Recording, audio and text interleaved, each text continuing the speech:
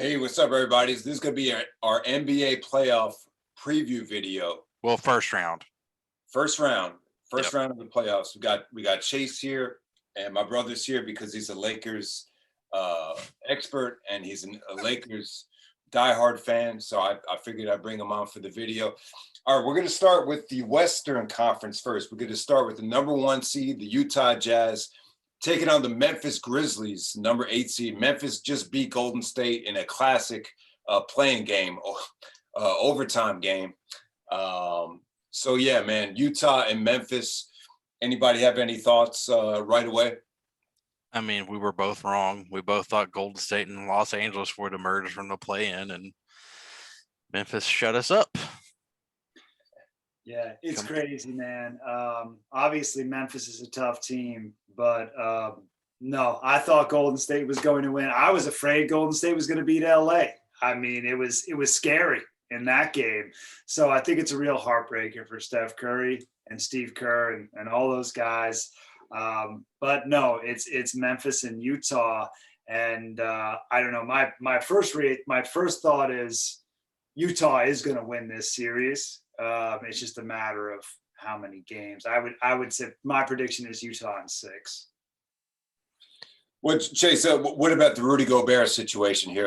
Him and Valanciunas, is that a matchup where you could play Rudy Gobert the whole game? What are your thoughts on that? It depends, because this is a matchup where Rudy Gobert will actually thrive, because if they actually right, because he's not. Valanciunas can shoot the 3 though, but not as much. It's not like as Jokic. Jokic could be an awful matchup for Rudy, but yeah, I think this favors the Jazz pretty well.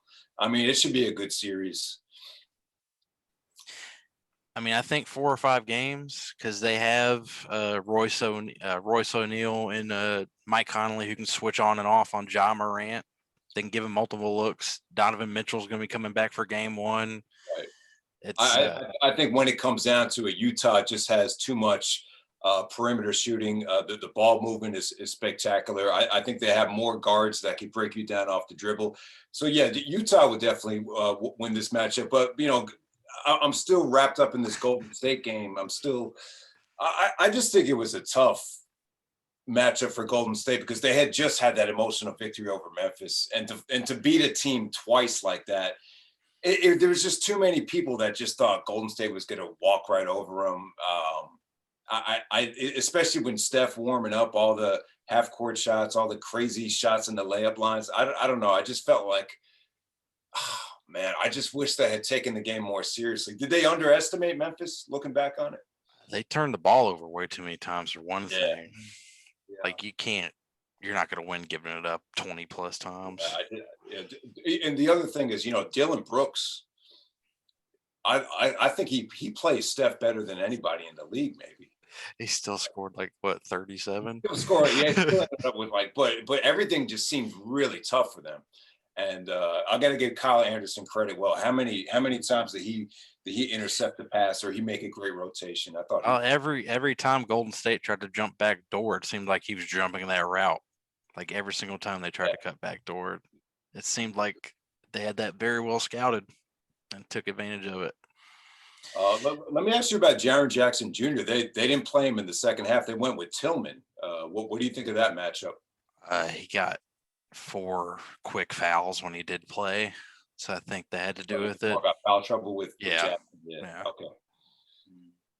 But yeah, so we both like the Jazz to easily win this thing. A quick update is Donovan Mitchell fully healthy from that nasty looking ankle sprain? Not fully healthy, but he's going to play in game 1. That's pretty much most of these guys that are like banged up. They are going to come back for game 1. Wow. Yeah. And you would say Utah's best perimeter defender, like if Utah was going to play Steph, would they match him up with Royce O'Neal, or would they kind of alternate Donovan Mitchell and Mike Conley on Steph? I don't think they'd put Donovan Mitchell on Steph at all. But again, they're not playing Steph. They're playing Ja Morant. Game, I was thinking, like, how is Utah going to match up with them? But it'd probably be Royce O'Neal, right? Maybe, I don't know. Underrated defender. So, I mean, they might go with more of a team scheme than just doing matchups too. But we don't know. Quinn Snyder's just probably giddy that this thing went to overtime and they got to play in a day. Yeah, exactly. Yeah, but I mean, are you sold on Memphis now, man? I mean, I just think they're really talented and they're gritty too. You know, They're not gonna get past the Jazz though.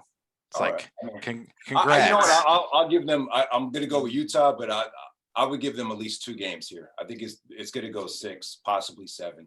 I think 4 or 5. You're saying 4 or 5. 4 or Okay. 5. Yeah.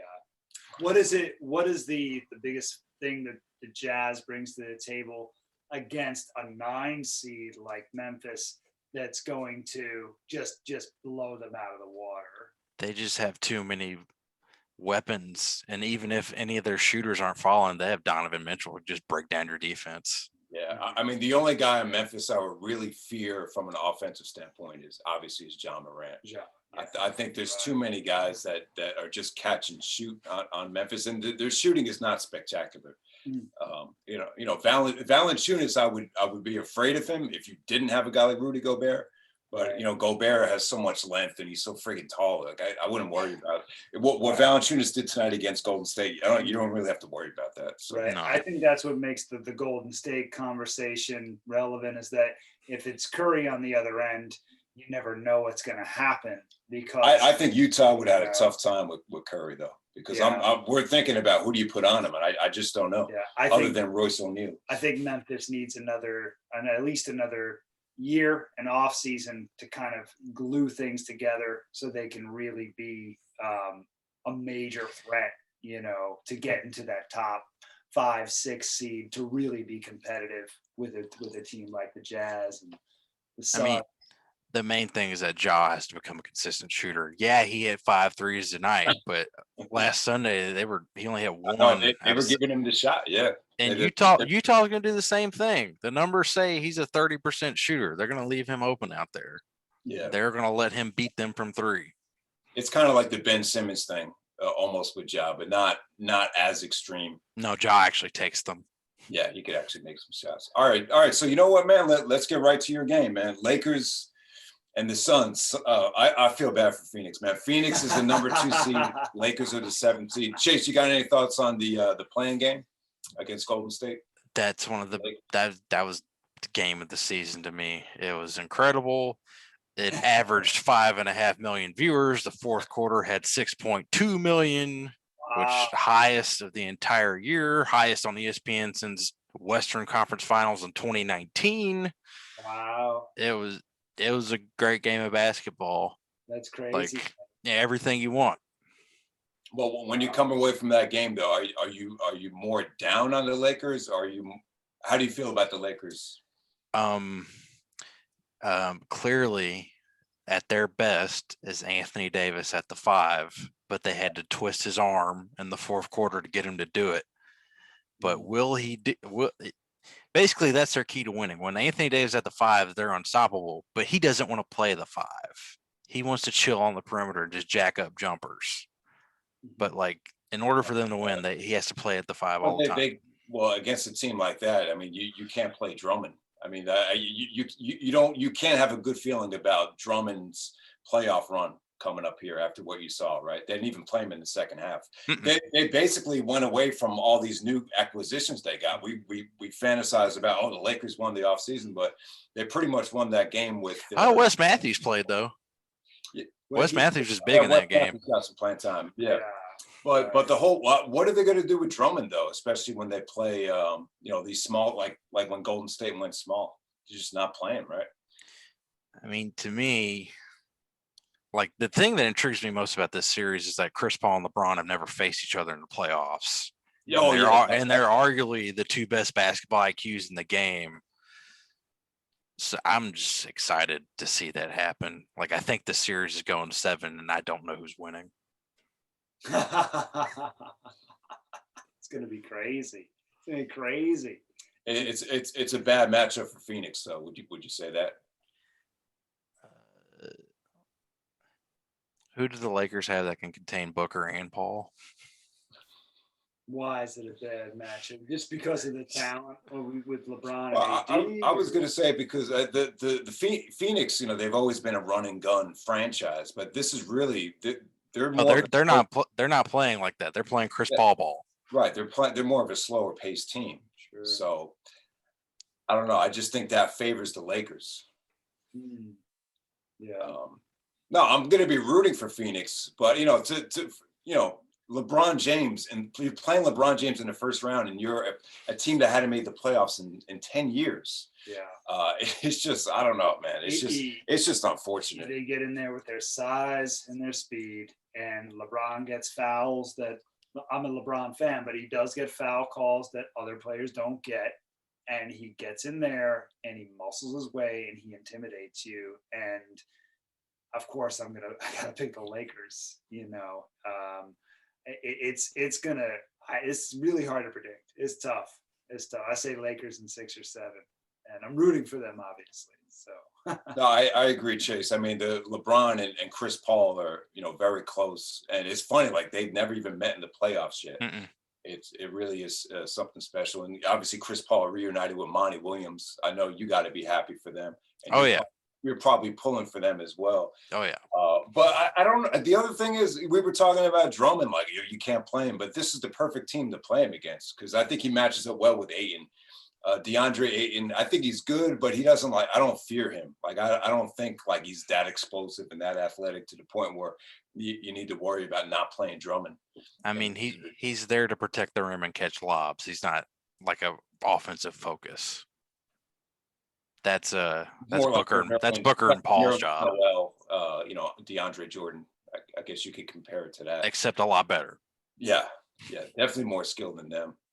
You guys hate DeAndre Jordan. He hates him. He hates him because Chris Paul left New Orleans to go play with him. That's why he hates him. Oh. Well, now it's because he's extremely I don't overrated. know, man. This is going to be a really interesting series. I can't see LeBron going down the first round, but I mean, come on, man. This would be ultra disappointing if Chris Paul doesn't get out of the first round, though. So I know. There's a lot at stake. That's rough. Like man. he's gonna pull out every trick he knows. Yeah. I mean, can we say that the Lakers were a better team last year, though? When you look back on it, would you rather have Dwight and JaVale McGee protecting the rim instead of Gasol and Drummond? They were better. They were better defensively this year. They were better defensively. Yeah. This year they were. They are. Statistically, they were a better defensive team this year. They're supposed when AD was playing. They're like the top rated defensive team of the year when everybody's healthy. So and in the game with Golden State in the second half, that became very apparent that they were the best defensive team in the league. Yeah. But I don't know. That's a good question. There was something very intimidating about Dwight Howard, even though he didn't do a lot. Whatever he did was just like, you just block the freaking ball back in your face and playoff Rondo. So, and I'm rooting against the Clippers, and they have Rondo. And if we get a playoff Rondo, we'll see what happens. Yeah, I mean, you don't have Rondo, and you can't be happy with the way Schroeder played against Golden State, especially in the first half. Well, he's coming off of COVID, so. Yeah, I mean, you give him a break, especially when that's your first game back, to be thrust into that environment. It had to be tough. I think that's on the internet, what I've been reading. Like, if they're healthy, they might just charge through and win another championship. But if they're not healthy. Yeah, but you can't, even though LeBron had, a great second half, made some big shots, you can't be happy with the way he looked in that first half. He looked old. He looked his age. Yeah. Huh? You know what? I think it was Bill Simmons. He said it reminded him of Karl Malone when Malone was with the Lakers. Oh God. That would make him 39 years old. So I mean, he was hurt most of the time too. I think LeBron's he's gonna get more healthy as the playoffs go on. So give him the benefit of the doubt. But Phoenix, Phoenix, that's just a tough matchup, man, for Phoenix. I really think it is. But I'm rooting for Phoenix, though. I really am. Of course you are. We haven't had the Suns in the playoffs for 10 years, and I'm excited that they're back. So. They're going to lose. I'm going to just mark it down. Phoenix and 7. We might as well just have predictions so we look wrong again. What do you say with Phoenix? How many games? See, I can't separate myself. Lakers in 6. I'm gonna go with Lakers in 7 if I had to put my life on it. I'll say. Thankfully, you're not, Don't put your life. especially after how we did in the play-in pickings. Oh, those are tough to predict, man. Home court I know- advantage really. I know was- a series is a lot easier to I do think than in one tonight's the only game. night where the home team didn't win, right? Yeah, the home team won every game except for the last one. Yeah, right. Okay, all right. Let's move to Denver and Portland. The Denver Nuggets with your MVP, Nikola Jokic, taking on Damian Lillard and the Portland Trailblazers, the number 60. This is a rematch from 2019, the Western Conference semifinals. Portland actually won that series in 7 in Denver. Great series, one of my favorite series in recent memory. All right, so Chase, what do you think about Denver, Portland? To me, the key to Denver's entire playoff run is where I know Jokic is Jokic. He's like top 5 player in the NBA right now. Is that Michael Porter Jr., even though I hate everything that comes out of his mouth off court, he's got to play to his talent level. He's got to be that second guy for them to go anywhere. Okay. Because Jokic can carry him past Portland, but I don't know if he can carry him past that. Where's Jamal Murray at? He tore his ACL. Oh, he's done. Yeah. Oh, come on, man. Okay, I forgot. I've been, Well, that's my biggest fear, though. Is these playoff series? You're going to miss Jamal Murray in these series, and where's that second option going to come from? Is Michael Porter Jr. really ready for it? I mean, he's got the talent. It's just will he perform? Give Denver credit. When you think about all the teams that passed up on him, it's embarrassing because he's playing like a top 3 pick. Damn. So, but there's so many games where you kind of wonder, like, where's his basketball IQ at, or remember that fast break where they lost the game and he didn't run to the hoop. Just little things like that. So I'm just a little bit worried about his experience and how much he's willing to take on. Sure. But that's tough to predict. But to me, it's like Portland doesn't have a defense, and they're getting one of the best offenses in the NBA, and I just don't see this going past 5 games. Denver's going to smash them. All right. Well, I'll say this: when Portland beat them 2 years ago, what's the biggest difference now? Oh man, you could definitely argue Portland has more firepower now that they have. They traded for Norman Powell, who's a much better player than Gary Trent Jr., at least right now. And then they didn't have Carmelo 2 years ago.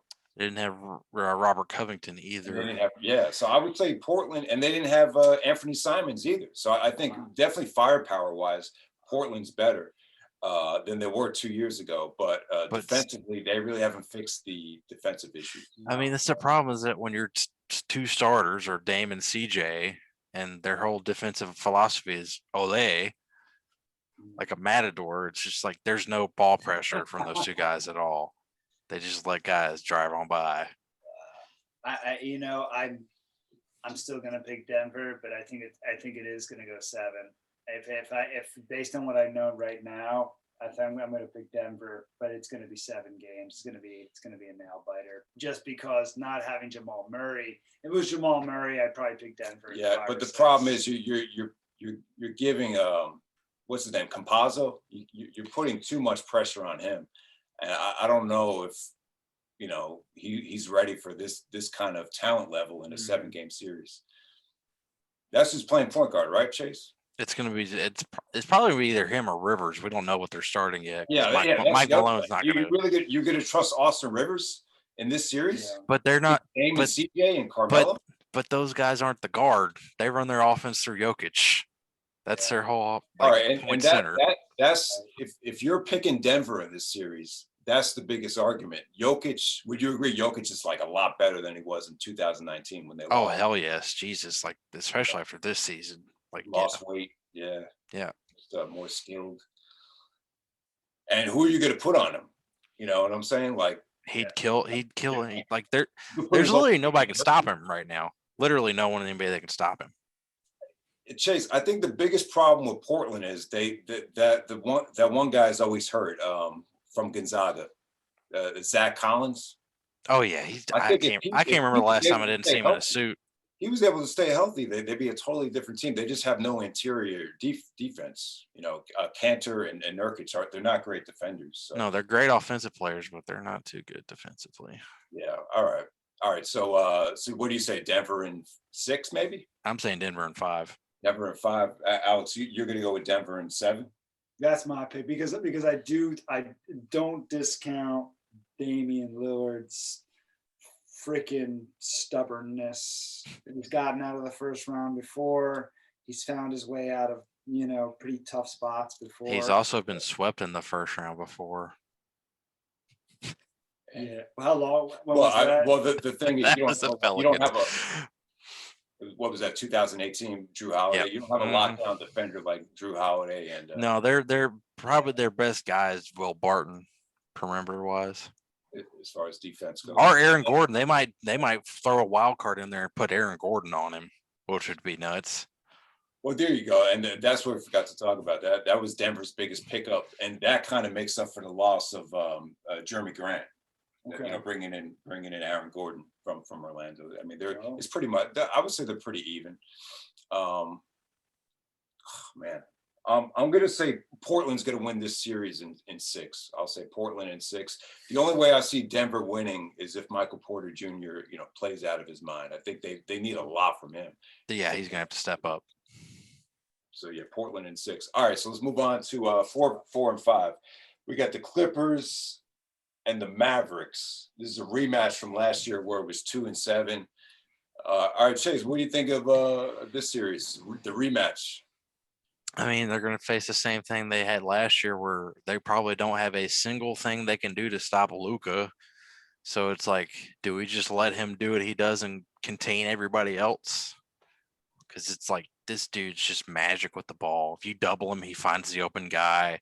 You single cover him, he gets by him, even though he seems slow. It's just, he's incredible. He had the best game winner of the year against Memphis, too. You remember when he's falling down, just threw it up one-armed? Yeah. It's like, it's basically like if they can key and limit on Luka, they are more talented. They're the more talented team, clearly, but Luka just presents such a problem for them that I see this taking the Clippers 6 or 7 games. You're pick Dallas here? No, I'm picking the Clippers. Oh, okay. I just think he's going to be a tough out. Well, let me ask you this: in terms of what Dallas has to do in this series, who besides Luka, who's the most important piece? I'm thinking it's Jalen. I think Jalen Brunson is their most underrated player, but they got to find a way to get Porzingis to be more. Get easier shots. Would you agree with that? Problem with him is it's health. It's always been health with him. His entire Dallas tenure, he's never had consistent play ever. He's playing. I know he's playing. Yeah. So you're just counting on him getting injured in this series. Not in this series, but he's been hurt a lot this year. And the most bummer thing with Dallas to me is I thought Josh Richardson was been a great pickup for them, but then he got COVID and he's been really messed up since then. Haven't seen him. I mean, it's just been Finney Smith and Tim Hardaway at the guard position. But Brunson to me is their most underrated player. I feel like he's really good. Yeah, he's arguably one of the arguably the best backup point guard in the NBA. Yeah, lefty, not that athletic, but just very crafty with the ball. His dad actually played for the Knicks back in the day. Barely got any playing time, but he's really good. He's from Villanova. But yeah, man, talk about the Clippers. Do you think Rondo is going to help them? I mean, is this a better Clipper team than last year? I would definitely say so. I haven't watched them a whole lot, but from what I've seen, it's hard to say. I think that having Rondo at this point in the season is huge. Definitely, really especially with what you saw in the playoffs last year. I mean, come on, man. What he did for the Lakers last year was huge. So I hate the fact that he's on the Clippers right now and not on the Lakers. Of course, I got to pick the Clippers in this round. I think they're scary because Kawhi is one of the best basketball players in the world. And I think that they can be very scary defensively, and they're just a scary team. I don't like them. They're a major threat to the LA Lakers. Yeah, and give Paul So, George credit too. yeah. Even though people make fun of him for the backboard shot, I mean he's actually had a really good season. The problem I have with the Clippers is they just seem so unorganic. It just seems like it's just just the way it was manufactured. I just feel like it's missing something that makes me feel like that. You know what I'm saying? It just doesn't feel natural. It does feel like they want to be at a place that they're not yet, and they were expecting to be at a place now and last year that they're still not. So I think that may work against them, but I still have to pick them against Dallas. As far as them getting out of the semifinals, that's a whole other story. Yeah. They intentionally tanked their last 2 games to get this seed. Like they didn't want to face the Lakers until the conference finals. That was their whole goal. Really? Okay. You can't. You really think they legitimately lost to the Thunder and the Rockets back to back, Alex? No, but I'm surprised because I would have expected them to want the Lakers. No, that's the whole. They don't want to see them till the conference finals. Okay, that's their whole thing. If they see them, right? No, if I'm them, I'm thinking let's eliminate, because they're kind of a wounded bear right now, or at least they might still be. That would have been my mentality. Let's play the Lakers as soon as possible. Get them out. But then again, you don't want to face LeBron James in the first round. That's true. But to me, Batum and Ibaka were great pickups for them. Like everybody pretty much thought Batum was done, and he's looked great playing. For I know. You weren't very high on that pickup, but No. They weren't really asking him to do much, so it definitely worked out. But I mean, do you think there's a lot of? I mean, do you think they're really gonna? They didn't really Did they really wow anybody this season though? I mean, they just set the NBA record for the best 3-point shooting percentage ever by a team at like 43. They shoot 43% as a team from 3. That's I think what helped that was picking up Luke Kennard. Paul George shot the ball pretty well. Kawhi, Marcus Morris, Kawhi, Ibaka. Batum from the corner. Batum was actually leading the NBA in those left corner shots for a while. Exactly right. Yeah. That whole side opened up every time they doubled anyone that drove the lane. Yeah. Here's my question: if Kawhi plays every game during the regular season, what seed are they? That's a great question. Yeah. And Paul George, I mean, they both kind of, it almost had a feel, especially last season, it had a feel of what the Nets did this season. Was like, oh, it's your turn. Well, that was more out of necessity because the Nets were never completely healthy until right now. Right. And with the Clippers, it was more of the load management. We don't play back to back, so that's why the Clippers, it's easy to go, oh, they're the 4 seed, but they're not a real 4 seed to make. If they had won those last 2 games, they'd be either the 2 or the 3 seed. Right. So they're scary. I hate them. What do you think of Toronto? You're pretty high in Toronto, Lou. You thought he should have been Coach of the Year nominee. So yeah, he did a good job. What do you want me to say? He didn't piss those 2 dudes off, unlike Doc, which is the job. Don't piss those 2 guys off. All right. So Chase, when we did the preview at the beginning of the year, I'll be back, guys. All right. You picked you picked the Lakers to get to the finals. I mean, are you still confident about that? Not now, considering all their health issues, and that they had to fight through a play-in to get to the playoffs at all, and then they get changing your pick. Yeah. All right. So let me guess. You're gonna. All right. Well, we're not there yet. We're just talking about the first round of this video, Robert. Well, no. Before we move on to the East, I just. Who do I think is coming out of the West right now? Like right now, with the way things are. All right. So you're gonna pick the Jazz? I'm gonna pick Phoenix. I think Chris Paul finally does it. All right, man. I like it.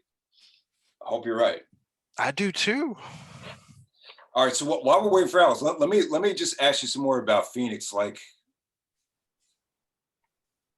do you like the additions of Torrey Craig from Denver? You know, the guy that, He's been a very good defender for he's them. a great defender. Yeah. He gotta remember, Milwaukee had him and they just waived him, and Phoenix picked him up. Yeah, And really, I think that was a mistake. Yeah. Well, do you know why Milwaukee did that? Because I do remember him being on the team.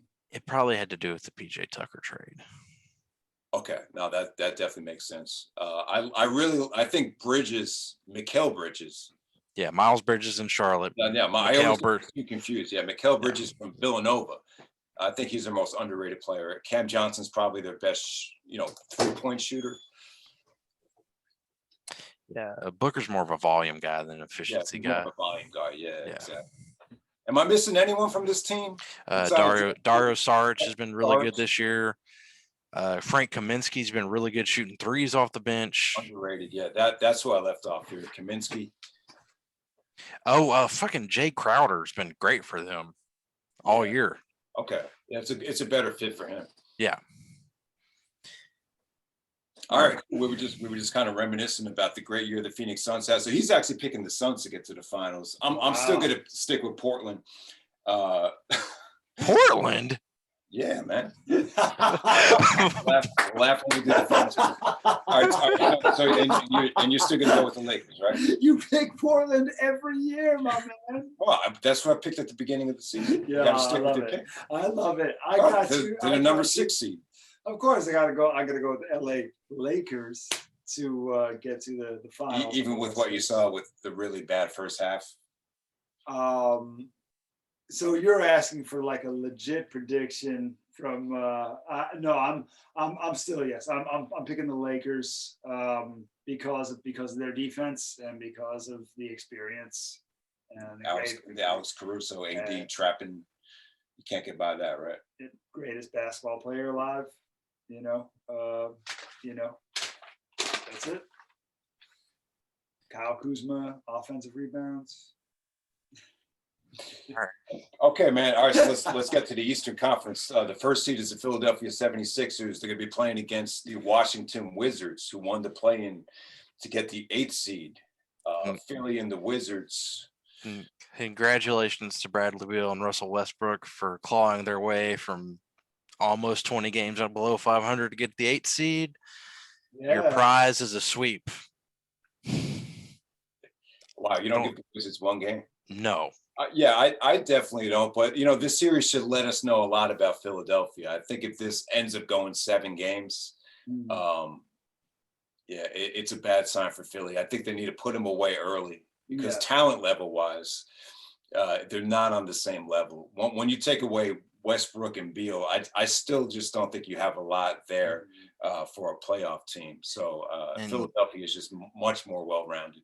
To me, Simmons, Tybal, and Green can completely neutralize what those two dudes do.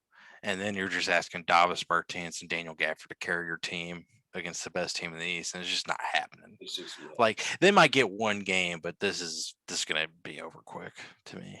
I mean, you can't be happy with what you saw from the Wizards against the Celtics. You just can't. No. Yeah, maybe they'll win game 4, after going down 3-0. But that's about as much as I can give them. But let me just talk about the Sixers for a second. I mean, we were really baffled at what they did over the last couple of years with not bringing back Jimmy Butler and bringing in Al Horford. Well, when you look at this team, I mean, it's just. I mean, Daryl Morey transformed them overnight, getting rid of that Horford contract, bringing in Danny Green instead, drafting Tybal. It almost feels like right now they have enough, and sometimes you almost forget. Like Tobias Harris is like he could be like a closer. Yeah, he could be like their Carmelo, like Carmelo in his prime. He's been a lot better this year. Their big decision at the beginning of the year is whether or not they're going to trade Simmons for Harden, and they ultimately chose not to. Thank God for that. Yeah. Are you worried about Simmons back still, or? I mean, everybody this season's banged up, so It's probably gonna be an issue. Maybe not. Probably not. I don't know. They're probably gonna put him on Westbrook, I would assume. Yeah, yeah.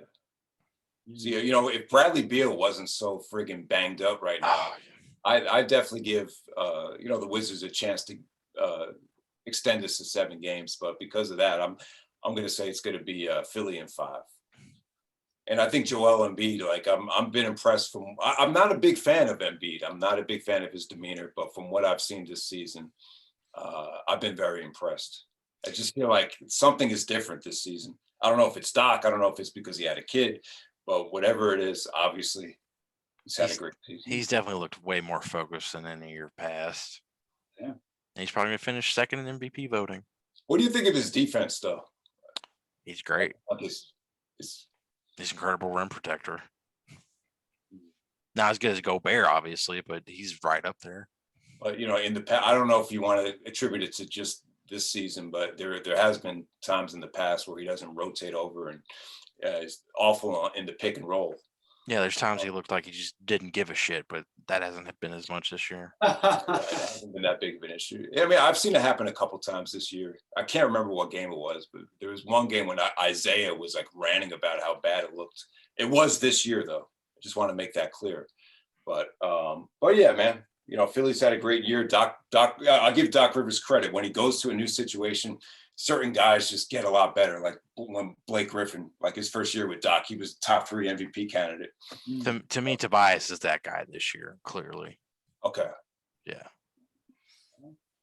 Now you gotta give him credit. All right, so let's talk about the Knicks. We got the Knicks at the number 4 seed. Why are you skipping 2-7? Oh yeah. Well, they play the winner. Actually, I figured we go there. Okay. Yeah, let's go there. All right, fine.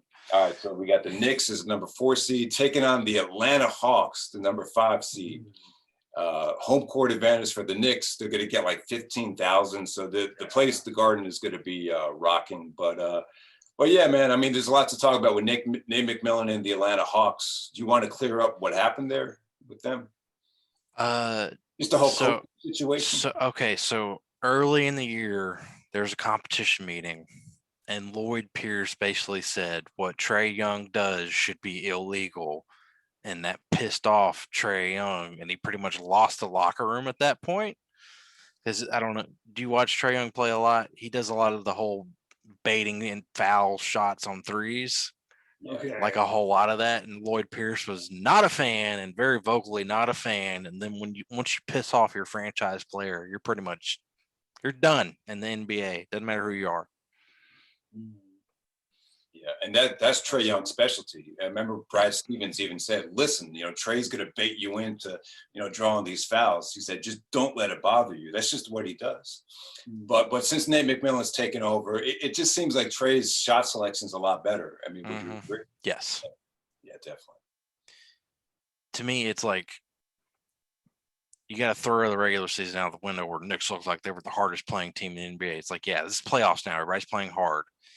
The Hawks are clearly the more talented team, but will they be more together than the Knicks? That's clearly, like, to me, this is like the clearest 7-game series out of the whole bunch. Yeah. And and I'm going to pick the Hawks because I think Trae Young's going to finally do an emergence, just like Ja just did. Everybody's party here. Well, I mean, I do want to give the Hawks respect, and I will say this about Lloyd Pierce.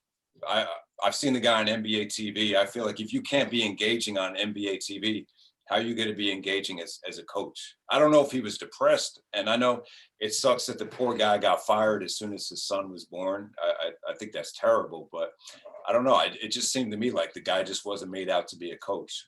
But on the other side, I think Nate McMillan's done a good job. They have so much rim protection with Capella and John Collins. I'm actually scared of those guys. DeAndre Hunter as well from Virginia. And then they got shooting. They got Bogdanovich, Herder, Gallinari. Yeah. They got tons of shooting. They're not playing Cam Reddish, right? He's hurt. He's hurt. Okay. Yeah. All right. Cam Reddish from Duke. He played with Zion a couple years ago. And RJ Barrett. Yeah. And RJ Barrett. Yeah, exactly. Who's All right, look- but yeah, I mean, you've seen a lot of Knick games. You got anything to say about Thibodeau and Well, Julius Randle? as a Knicks fan on the East Coast, man, Randall, he's a hustler. He's a he plays hard. And I think RJ Barrett has streaks of what could be like a really good, if not great player. Yeah, but I I mean, think he needs to tie a lot together for it to be consistent. Yeah. There's too many games when Barrett's like 2 for 13 and hurts Right. the team. He needs to get. He needs to Exactly. be more consistent. You hit it right on Sure, the head. but they've got some great role players. Derrick Rose is playing really well off the bench. So there's a lot. If you're a Knicks fan, there's a lot to be hopeful for. Of course, I'm going to pick Knicks in 7. But as even before you said your prediction, Chase, I was like imagining a Game 7 in the Garden where it goes the other way and like going, no, So I'm I'm like a Reggie Miller thing. yeah, exactly. Yeah. So I'm hoping that it's the dream and not the nightmare, and it is going to be a Game 7. Yeah. But it's going to be in the Garden. Like to me, this is like the most even series in this entire first round.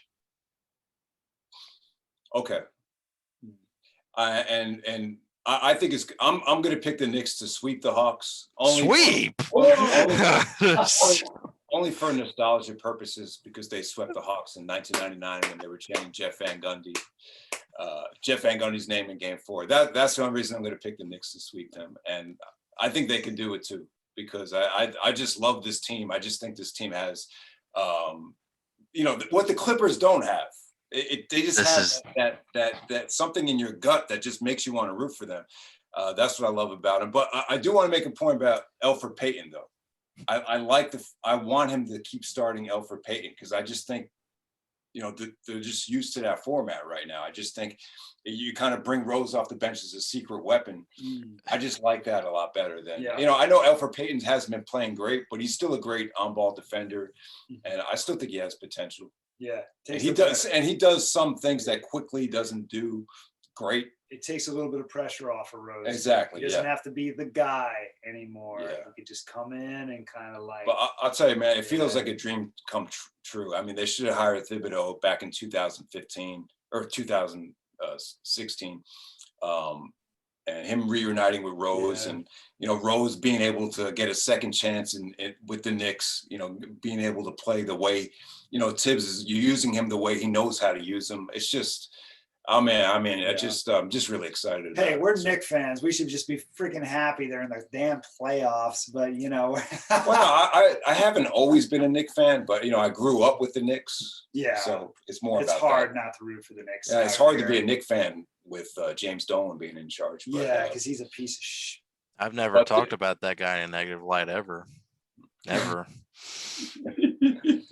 But this Knicks team does feel like it's very connected, though. I mean, Chase, what do you know? What do you think about that with like the World Wide West and Calipari and Rose, Thibodeau, Randall, Nerlens Noel?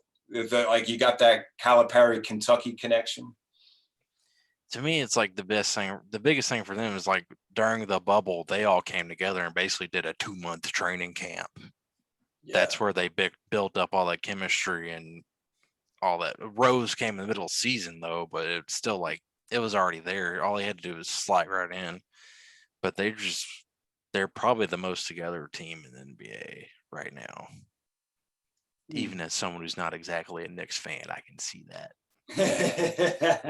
and I hate to say it, man, Nerlens has quietly been like their best defender in some ways. Yeah, because Mitchell Robinson's still fouling way too much. Yeah, I think Mitchell going down kind of, it gave Nerlens the platform to really run with that defensive, mindset. So, yeah, man. So, but yeah, I'm gonna pick the Knicks in 4.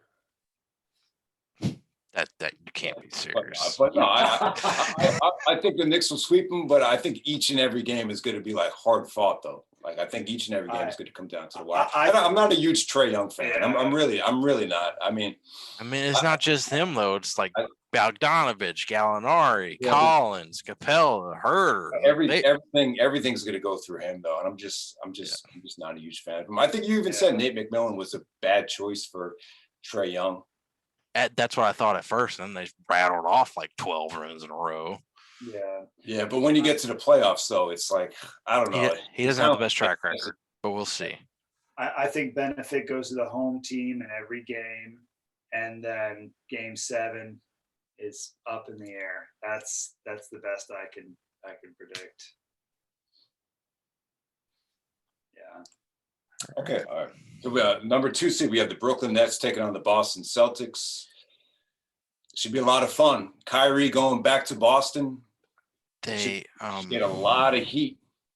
There's no ducking now. No days off now for Kyrie. Yeah. Those 3 guys are there. They look like the Monstars whenever they played together. So much skill. Especially with Joe Harris out there. It's just they look completely unstoppable. On offense, yeah. Minus against one team. We'll get there later. But thank God they traded for James Harden, though. I'll tell you. I mean, I didn't really want to see it happen. I didn't think it was going to work, but man, I got wrong. James Harden has been their best player. He's lost like 30 pounds since he got traded. Yeah, with the guy, when you're that skilled, I don't really think the weight really makes that big of a difference. Huh? Yeah. He was clearly tanking Houston. Sometimes you got to do what it takes to get what you want, right? So. Yeah. Anyway, Jason Tatum might get Boston a game, but I'm picking Brooklyn 4 or 5. They're just dominating. When you look at the way the Celtics beat the Wizards, it's like how many times are you going to get Jason and Kemba? 50 and 21. They had, what was it, 30 and 50? Both of them had. No, yeah. Kemba's in the 20s, but it was like they combined for damn near 80 points. I mean, I'll give the Celtics 2 games, but I think Kemba's got to be their most important player. And I don't know. I don't know where he's at health-wise. Maybe in a playoff format where he gets the extra days of rest, it would help them a lot. But Marcus Smart looks like he can't stay consistently healthy, and I think that's the biggest issue now with them. But to me, it's like, okay, you're going to put Marcus Smart on you put him on Kyrie or Harden, and you put Jason Tatum on each guy, and it's just there's no team that can do that right now. So. Like Kyrie Irving's the 3rd option on this team. It's just But the side effect, though, defensively. Oh yeah, they're terrible. Mismatches as well, and you get situations where you got Colin Sexton shitting on them for 40 points and Cleveland beating them. So we don't know how great they're going to be consistently on defense, and it's a huge problem. It was a huge problem, but I think picking up Claxton definitely helped. Well, they've always had Claxton, but they weren't playing. They weren't playing, because they traded away Jared Dudley. Yeah, Jared. No, not Jared. Jared Dudley's on the Lakers. Jared Allen. Jared Allen. I'm sorry. I said Jared Jack. Jared Jack's in the G League.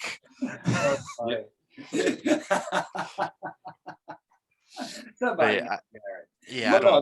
I'll give the Nets credit though. The defense has definitely improved since that first set of games with the big 3 where it looked awful. They made the adjustments. I think Claxton was a huge part of it, though. I'll definitely say that. And I would wish I had DeAndre Jordan's job where I got paid $10 million to sit down. You guys hate DeAndre Jordan. Did what's the reason for that, Chase? I mean, who pushed for it? Was it just Steve Nash himself, or did Katie and Kyrie sign off on it? Oh, it's winning time now. The coach because they wanted DeAndre to play more. Yeah. Well, what made them come around? It's winning time now. They got a chance to win a title. They're going to do what it takes to win. Yeah, it's not about coddling egos now. No, you're right. Yeah, man.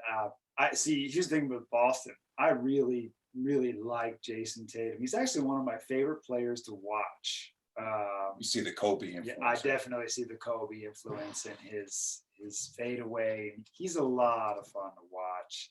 It just And, sucks Jaylen Brown went down right at the end of the season.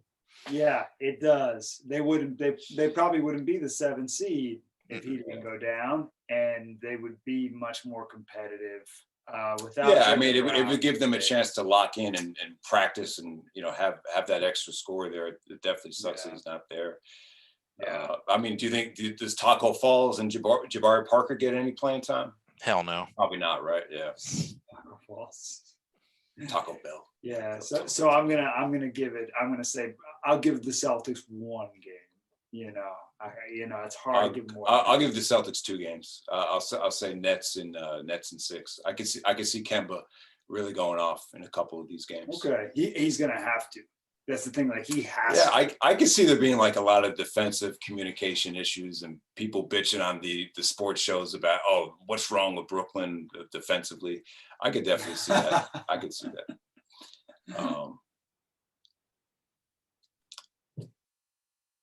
You gonna move on to the next one now on your sheet down there? Yeah, but yeah, the atmosphere with Kyrie in Boston, that should be a lot of fun though, right? Yeah, they won't get racist at all. No, I don't think so. It's Boston. That's my point. But isn't Boston. it funny that Kyrie managed to duck that Boston crowd for 2 seasons? It's not ducking it now. Kyrie sucks when he wasn't even playing there. So, all right, now we have the big one. This is probably the most unpredictable matchup of the first round. You got rematch again from the bubble. The Bucks, the number 3 seed, taking on Miami, the number 6 seed. I'm going to roll with the Bucks here. I picked them to get to the finals. I think they'll. I think if they use Giannis differently in this series, I think they'll be fine. To me, Milwaukee had the same opportunity that the Clippers had, where they could choose their first round opponent, and they chose Miami. They won out because they wanted Miami. Because clearly the story was like, oh, they can't be Miami. They chose this series because they want to prove a point. There's a lineup they have. They've only played for 8 minutes, and that's Drew Holiday, Dante DiVincenzo, Chris Middleton, PJ Tucker, and Giannis at the 5. And I think if they just roll with that for the majority of the minutes, I don't see what Miami can do at all, like defensively or offensively. There's just way too much switching. Like there's always going to be a capable perimeter defender no matter what they do. So the lineup they want to go with doesn't involve Brook Lopez. No. Okay. He'll probably start though, but that's probably their main closing lineup is that 5 I just listed off. And, the addition to, so you're gonna roll with PJ Tucker in that situation and Drew Holiday. Yeah. Because like in that situation, Tyler Hero gets to deal with PJ Tucker. Whoa, what a joy. It's like, right, you're gonna have a great on-ball defense. To me, it's like what Milwaukee did is like they've been the best regular season team for the previous 2 years. They traded in regular season success for playoff just toughness, and they're just built for this. Yeah. They're forgive me for not knowing. Where's Dragic at with his health? No, he's playing. He's playing. I'm looking at Miami's team. It's pretty much the same team that they went to the finals with. Yes. I mean, the only difference is they picked up Trevor Ariza and traded away Kelly Olynyk for Victor Oladipo, who's not playing. Yeah. Holy moly, that's a blast from the past for me. Yeah, but he's not what he was, and the Oladipo thing it didn't work out. He got hurt again. Really banking on Oladipo to kind of put them over the top against Brooklyn. But yeah, that definitely didn't work out. But I don't know. It's tough to. What do you make of Miami though? I mean, they obviously had the hangover, but they played really well when going down the stretch. Yeah, played. They came together at the right time, but I just see Bucks winning this in 6. I think they picked them to prove a point, to say we're past all this. We're going to be the best team in the East, and we're coming out. Okay. I mean, are you worried about the Bucks offensively though? What if we run into this thing where they build a wall against Giannis and forcing him to shoot? That's what you have Drew Holiday for. So you go to. That's why you traded for Drew Holiday. What do you think of putting Giannis in the post, like the mid posts? I don't like. Seems like they have more success with that this year. I mean, you still got Bam, but he's quicker than Bam. Yeah. Like Bam's really great, but Giannis is like to me, Giannis played better this year than either of his 2 MVP years, but he's not going to win MVP because of Jokic and Embiid. But I just think Milwaukee's got this. I don't see Miami giving them too much trouble. And again, I'm still saying Bucks in 6 though, because Jimmy's still Jimmy, who's just an insane asshole that's going to win. I think this is the most unpredictable series without a doubt. It's definitely the most intriguing one in the East. Yeah. I'm actually I'm the reverse. I'm actually going to pick Miami in 6 because of what they were able to prove last year, and because of with Jimmy Butler being on that floor, it just changes this team. It just makes the team play harder, and he's just stubborn. He won't let games go, and the way he finishes plays that other people wouldn't finish. He's a lot of fun to watch. So I actually have to pick Miami. And the other thing is, if you look at the 2 teams that had the most success in the bubble that you didn't expect, it would be Denver and Miami. I would actually say the home court advantage favors Denver, and this format does not favor Miami. I mean, oh really? Because with Miami, they didn't have to worry about home court in the bubble. Now they have to worry about going into Milwaukee. It's just not. It's not going to be easy. Okay, it's not going to be as easy as it was last year. That's true. Yeah, that's true. Yeah, and be honest, he has a lot to prove this time around, so it is going to be a hurt. And the weak link for the Bucks has always been Eric Bledsoe, especially when you go back to the Raptors series 2 years ago, and they don't have to deal with that anymore. They got an upgrade. Fucking Eric Bledsoe. Jesus Christ! Like when I first saw that trade coming, it's like, wow, you really gave up 5 first-round picks attached to Eric Bledsoe to get Drew Holiday. It's like, what were y'all thinking? And then after seeing a season of Eric Bledsoe playing the most minutes for my team, I would also attach 5 first-round picks to get rid of fucking Eric Bledsoe. Jesus Christ. It's just like he's got these muscles and he does nothing with them.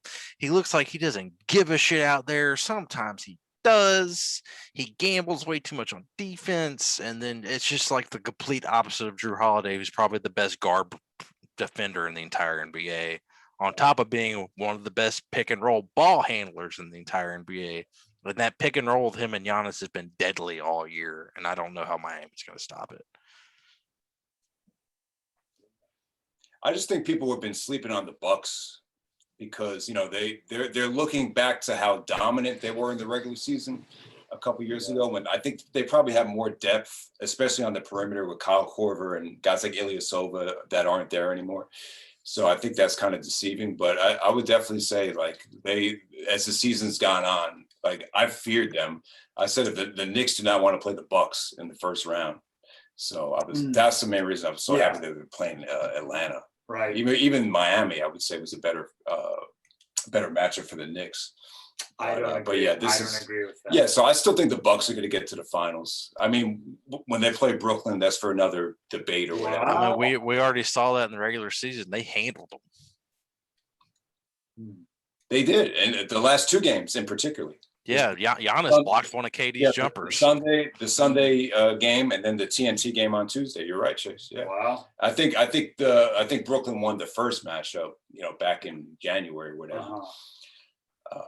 Well, that coach has I don't know, what's the coach's name? Mike Budenholzer. He has a lot to prove too, because right now he's like regular season king. And he won 60 games in Atlanta, did nothing in the playoffs, won 60 games multiple times in Milwaukee.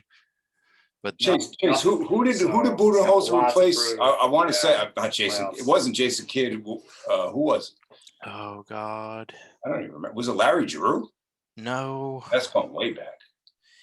Oh God. Yeah. Sorry. I'm sorry. Was it Jason Kidd? No. Because Larry Drew replaced Jason Kidd, right?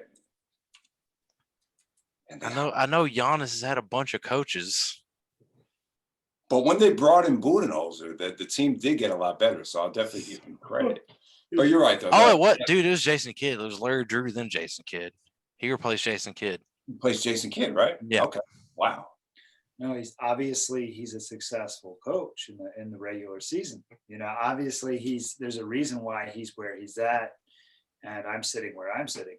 But but it still comes down to, you know, are you gonna be more like a Greg Popovich, Phil Jackson, or are you more of a Mike D'Antoni? I mean, like, are you just built for are you building teams for the regular season or for the playoffs? Spoelstra has been there.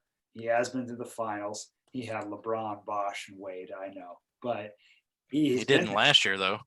You know, exactly. To me, I think another key factor is Iguodala. I just don't know where he's at. He's old. Because, you know, he doesn't really do a lot during the regular season. He's kind of like a Rondo, where he could really make a big difference. I think this is a huge test for the Bucks. I am going to pick them, but I would say probably the most unpredictable series in the first round is this one right here. Yeah. But Chase, so you picked Brooklyn to get to the finals in the beginning of the season. Mm-hmm. So are you going to change your pick? I'm probably switching to Milwaukee. Okay, all right, and I'll stay with the Bucks. What about you? I mean, you picked Brooklyn too. You picked to the finals. The finals, yeah. I have to stay with Brooklyn to go all the way to the finals. Yeah, I do. Okay, there's just level of talent and that offense. You know, I know defensively, you know, every expert would say when you get to the playoffs, if your defense isn't at a certain place, things are going to break down for you. But this might be the exception to that rule this time around. Yeah, I'm still picking Brooklyn. Yeah. All right, we can wrap it up. All right. Well, that's pretty much it for here. We'll be back after the conclusion of the first round, where we're probably extremely wrong once again, but we'll still keep talking because we're having fun doing this, and I love talking basketball. Sure. So, yeah. All right, cool. We'll catch y'all later.